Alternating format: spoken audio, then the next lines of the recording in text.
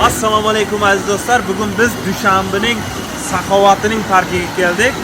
Bog'i Firdavsi Dushanbeda vaqt bu darajada o'zgarib ketganini ko'rib hayron qolasizlar. Hozir bo'lmasa sizlarga chotki video obzor qilaman.